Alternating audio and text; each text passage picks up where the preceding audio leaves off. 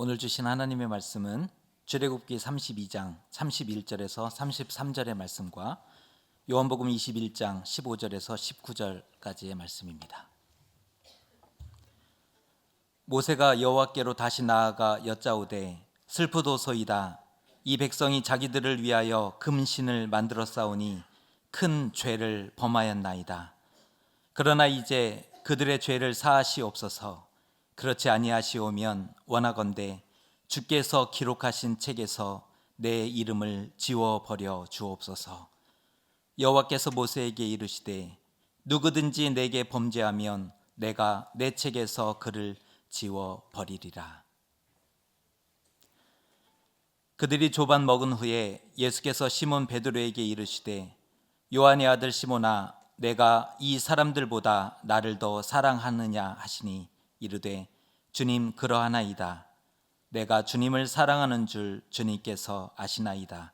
이르시되 내 어린 양을 먹이라 하시고 또 두 번째 이르시되 요한의 아들 시몬아, 내가 나를 사랑하느냐 하시니 이르되 주님, 그러하나이다. 내가 주님을 사랑하는 줄 주님께서 아시나이다. 이르시되 내 양을 치라 하시고 세 번째 이르시되 요한의 아들 시몬아, 내가 나를 사랑하느냐 하시니 주께서 세 번째 내가 나를 사랑하느냐 하심으로 베드로가 근심하여 이르되 주님, 모든 것을 아시오매 내가 주님을 사랑하는 줄을 주님께서 아시나이다. 예수께서 이르시되 내 양을 먹이라. 내가 진실로 진실로 내게 이르노니 내가 젊어서는 스스로 띠뛰고 원하는 곳으로 다녔거니와 늙어서는 내 팔을 벌리리니 남이 내게 띠띠우고 원하지 아니하는 곳으로 데려가리라. 이 말씀을 하심은 베드로가 어떠한 죽음으로 하나님께 영광을 돌릴 것을 가르치심이러라. 이 말씀을 하시고 베드로에게 이르시되 나를 따르라 하시니. 아멘. 오늘은 우리가 같이 종교 이야기를 좀 해보려고 합니다. 요즘 사회가 많이 혼란스러우면서 사이비 종교에 대한 이야기들, 또 관심들이 많아지고 또 심지어는 온 나라가 무당에게 홀렸다라고 하는 얘기도 할 만큼 그렇게 좀 마음이 착잡한데, 우리의 기독교가 아닌 우리 사회의 종교 전반에 대해서 좀 생각해 보려고 합니다. 비록 좀 짧은 시간이지만 가장 중요한 것을 하나 우리 이 시간에 나눴으면 좋겠다 생각을 합니다. 제가 일본에 있을 때 그 일본 사람들이 그냥 늘 흔히 하는 말이 있습니다. 일본 사람은 태어날 때 신사에서 태어나서 기독교 예배당에서 결혼식을 올리고 죽을 때 절에서 장례식을 한다. 일본 사람들이 하는 얘기예요. 그만큼 이제 그 종교가 혼합되어 있다라고 볼 수가 있죠. 일본 사람들은 과학도 발달하고 꽤 합리적이고 논리적인 것을 좋아하는 사람들인데, 이 종교만큼은 이 혼합되어 있는 것을 잘 모르는 것 같습니다. 일본을 신도의 나라라 그러는데, 이 신도는 흔히 얘기할 때 샤머니즘이냐 토테미즘이냐 하면 토테미즘입니다. 그러니까 조상신을 섬기든지 자연을 섬기는, 그러니까 자연신들이 많은데, 그래서 일본에 800만 신이 있다 그러죠. 그런데 그것도 이상한데 또 불교하고 혼합이 돼서 동네마다 있는 그 신사와 또 동네마다 있는 불교 사찰을 사람들이 구분하지 않고 다닙니다. 길거리에 가다가도 사찰이 있으면 들어가서 또 기도하고, 또 옆에 가다가 신사 있으면 또 들어가고, 이제 그럴 만큼 이제 아무 생각 없이 이렇게 혼합되어 있는 것을 그냥 이상하지 않게 생각을 했는데, 그래서 제가 이제 종교인이지 않습니까? 저도 종교인이고 목사이면 종교 지도자라 그러는데, 이제 목사의 시각으로 봤을 때 너무 조금 이상한 거예요. 그게. 그런데 여러분, 그게 남 탓할 일이 아니고 한국도 역시 마찬가지입니다. 이 오래도록 그 시간 속에서 같은 종교가 한 공동체 안에 있다 보면은 다 혼합이 됩니다. 한국도 전통 종교라고 하는 게 있죠. 뭡니까? 도교. 이건 뭐 점괘를 보는 이제 그 종교인데 도교가 있고 또 무교가 있죠. 무교는 귀신을 불러오는 이제 종교가 무교입니다. 그리고 불교가 있죠. 근데 불교가 전래된 지가 1500년이 넘었기 때문에 이 1500년 기간 동안 도교와 무교와 불교가 함께 우리 공동체 안에 있었는데 이게 이제 온통 혼합이 되어 있습니다. 우리 사회에서. 그래서 잘 구분 못해요. 일반인들이요. 요즘 이렇게 방송 나오는 거 보면은 참 제가 한심스러운 면들이 좀 있습니다. 이게 구분을 못하는 거예요. 우리 모두가. 도교와 무교와 불교가 혼합되어 있다고 하는 것을 보여주는 단적인 예가 부적입니다. 부적. 여러분, 이 부적은 도교에서 나오는 거거든요. 이 부적은 액을 소멸시키는 기능을 갖는다고 믿는 그 이제 종이인데 이렇게 쓰는 거죠. 빨간 거로. 그 액을 소멸시키기 위해서 60갑자에 의해서 만들어집니다. 그러니까 아무나 쓸 수 있는 게 아니에요. 이 60갑자는 주역에 나오는 건데 이 주역이 도교의 이제 기초가 되죠. 그래서 이 부적을 만드는 사람들을 술사라 그러는데 이 부적을 만드는 술사는 60갑자에 깊이 들어간 사람만이 쓸 수가 있습니다.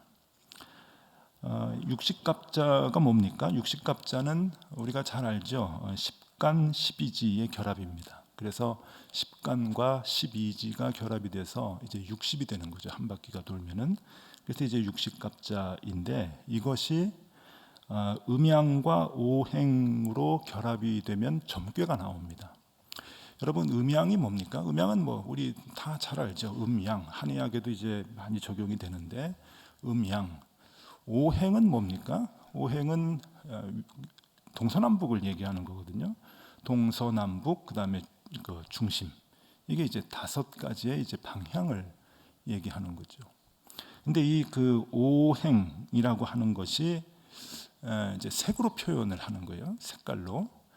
요새 이제 오방주머니 하는데 이제 그게 이제 나옵니다. 이 사진을 좀 보여드릴게요. 이게 색이 정확해야 됩니다. 북쪽이 검은색이고 남쪽이 빨간색이고 서쪽이 흰색이고 동쪽이 파란색이에요. 그리고 가운데가 이제 노란색. 그래서 이게 잘 맞아야 조화와 통일이 이루어집니다. 이걸 철저하게 지키거든요. 이게 잘못되면 액이 나가고 운이 따르지 않는다. 이제 보는 거죠. 근데 지금 우리 사회가 왜 혼란스러우냐? 이걸 이제 도교의 이제 전문가들 입장에서 보면은요. 지난 박근혜 대통령이 취임식 할 때 광화문에 이제 있었던 오방 주머니 보여드릴게요. 여기 색깔이 잘못된 거예요. 색깔이. 그래서 이게 조화가 맞아야 되는데 여러분 그 서쪽에 흰색이고 동쪽이 청색이어야 됩니다. 그리고 북쪽이 검은색이어야 되고. 근데 이게 안 맞았어요.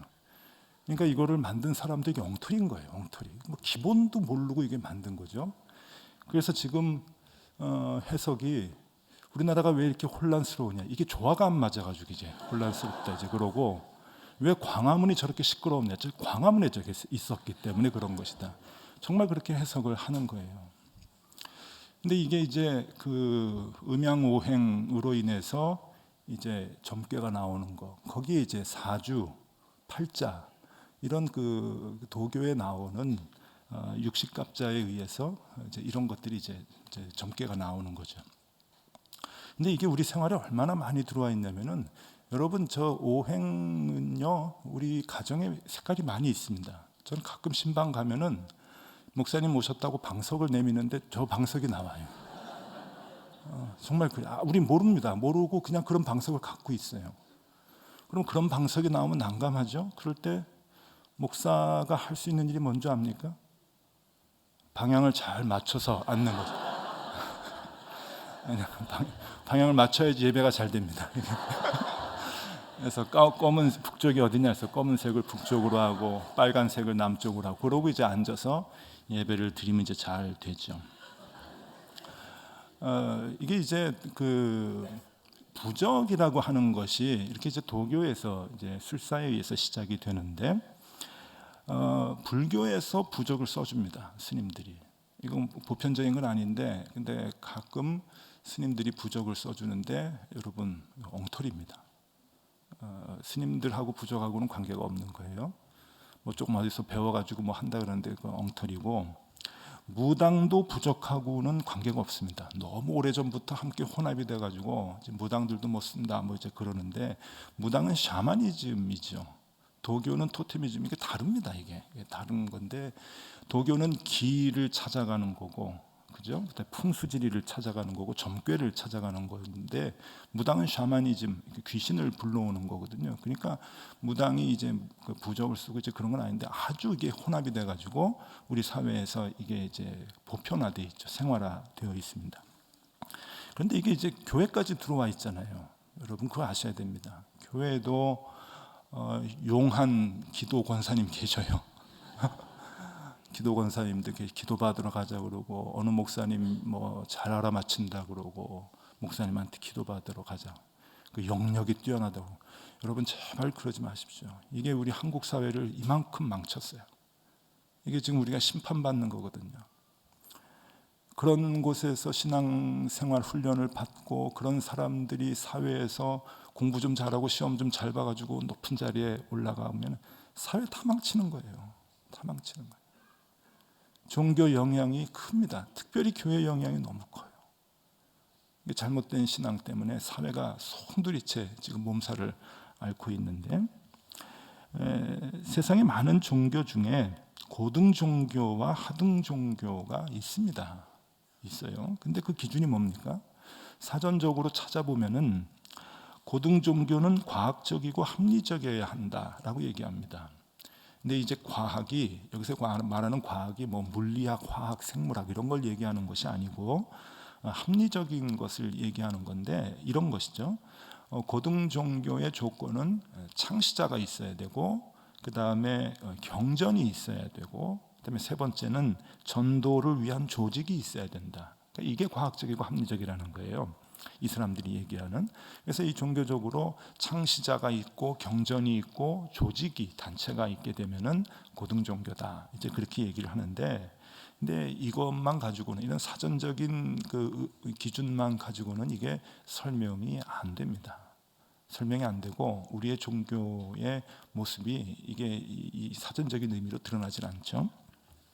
제가 글을 하나 읽어드리겠는데, 설교단에서 글을 읽어드리는 게 좀 죄송하긴 한데 이건 무척 중요해서 여러분들에게 좀 읽어드리겠습니다. 청주에 아주 유명한 무당이 있습니다. 해화당이라고 하는 무당이 있는데 뭐 찾아가지 마세요. 그분이 쓴 그 글입니다. 그분이 고등종교, 하등종교 이제 쓴 글인데 조금 길지만 의미가 있어서 읽어드립니다. 들어보십시오. 무당, 무속, 굿, 부적 등을 사람들은 미신이라고 부른다.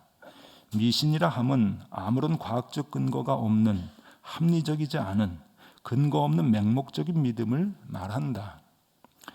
위의 정의에 근거해서 무교 혹은 무속신앙, 칠성신앙을 미신이라고 한다면 도대체 기독교나 천주교나 불교는 어떤 근거로 미신이 아니란 말인가?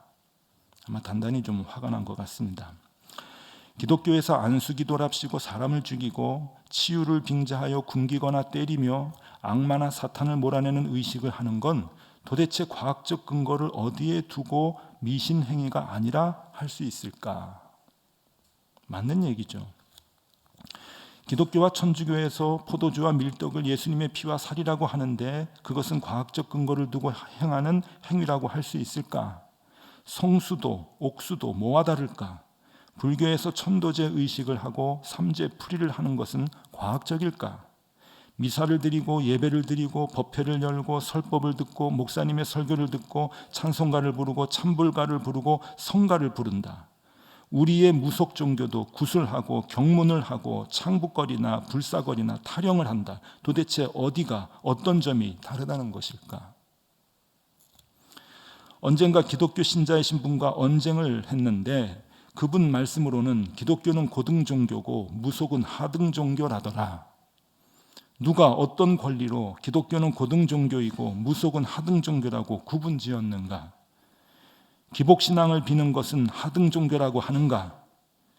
기독교 믿는 이들은 그럼 잘 살게 해달라, 병 낫게 해달라, 취직하게 해달라 안 비는가?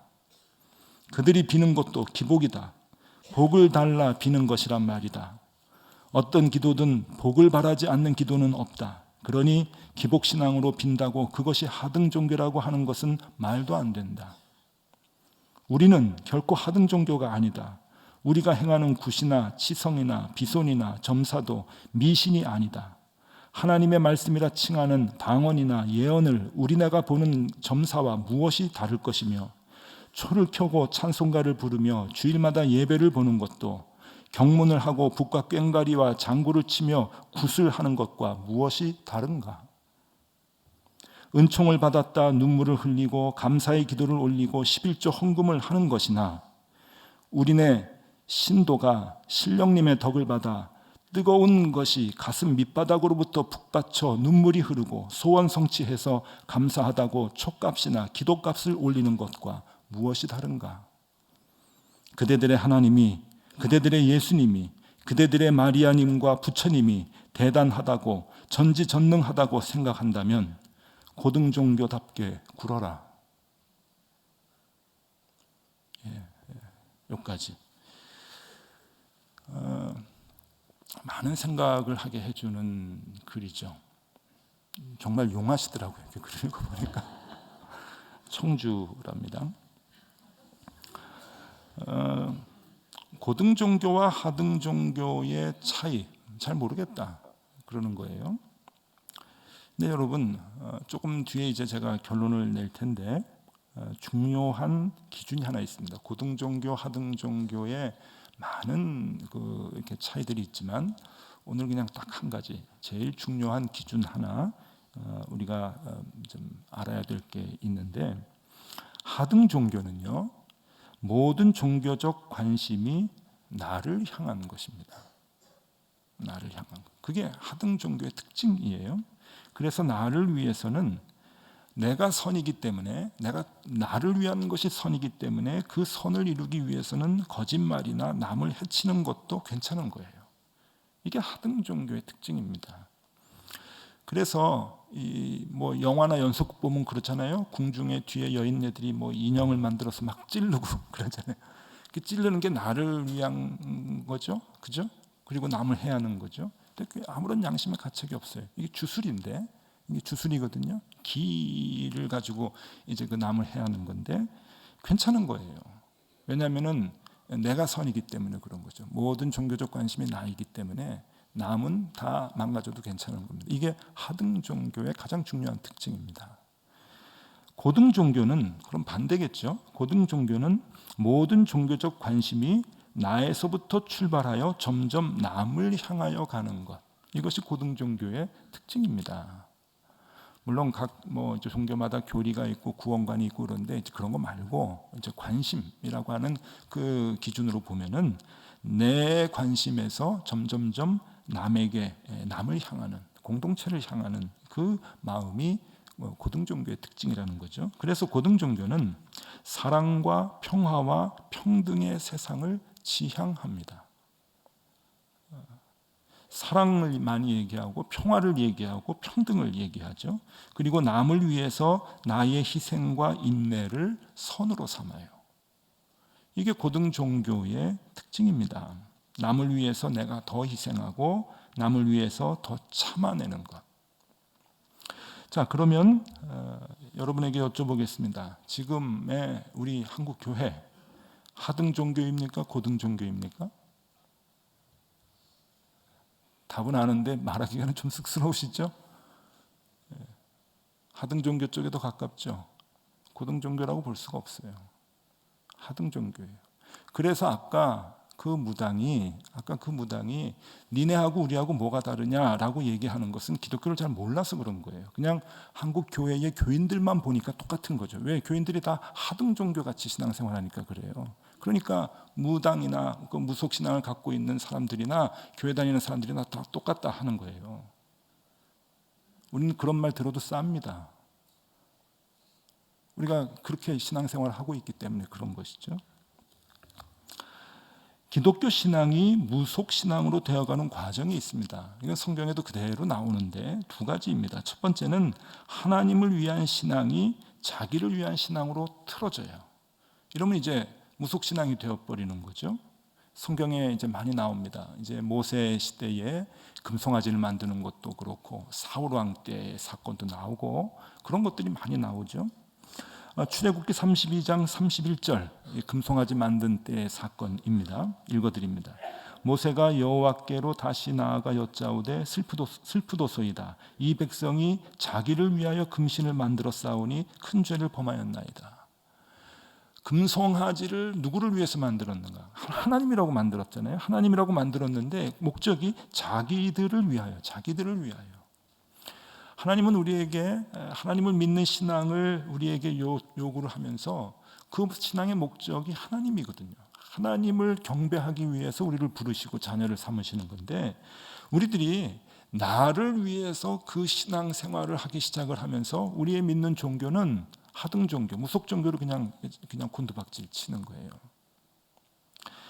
또 두 번째 무속 신앙으로 가는 과정이 하나님께 가까이 가지 않고 하나님과 멀어지게 하죠. 하나님과 멀어지게 하면서 우상과 가깝게 만드는 겁니다. 하나님과 점점 멀어지게 해서 하나님의 뜻을 원천적으로 봉쇄해 버리는 거예요. 그것이 이제 무속 신앙으로 가는 이제 과정입니다. 열왕기상 12장 28절에 보면 여로보암 왕 때 여로보암이 하는 그 이야기입니다. 백성에게 하는 이야기. 이에 계획하고 두 금송아지를 만들고 무리에게 말하기를 너희가 다시는 예루살렘에 올라갈 것이 없도다. 이스라엘아, 이는 너희를 애굽 땅에서 인도하여 올린 너희의 신들이라 하고 금송아지를 만들어서 야 예루살렘 성전에 올라갈 필요 없어. 하나님 만날 필요 없어. 이게 하나님이야. 그리고 우상을 하나님으로 섬기라고 얘기하는 거예요. 하나님을 섬기다가 이게 하나님인가 보다 하고선 그냥 알지도 모르고 백성들은 그냥 금송아지를 하나님이라고 섬기는 거죠. 금송아지는 자기를 향한 그 신앙의 대표적인 거거든요. 이게 다산, 그 다음에 그 부요해지는 거, 많아지는 것을 이렇게 상징을 하는 게 금송아지죠. 그게 하나님이라고 속이는 거죠. 그게 하나님이라고 생각해서 정말 하나님 만나는 것은 자꾸만 멀어지고 이 금송아지를 쫓아가는 겁니다. 그래서 이렇게 되면 기독교 신앙이 이제 무속 신앙하고 별 다른 게 없는 거예요. 그냥 그대로 그냥 흘러가는 거죠. 그러나 예수님은 우리에게 바른 신앙을 가르쳐 줍니다. 그 바른 신앙 중에서 가장 중요한 것은 요한복음 21장에 예수님께서 부활하셔서 베드로에게 나타나신 뒤에 베드로에게 말씀을 하신 거예요. 우리가 잘 알죠. 네가 나를 사랑하느냐? 네가 나를 사랑하느냐? 3번을 물으십니다. 근데 여기에 우리 기독교 신앙의 가장 중요한 원리가 들어가 있어요. 21장 15절 첫 번째 질문을 제가 읽어드립니다.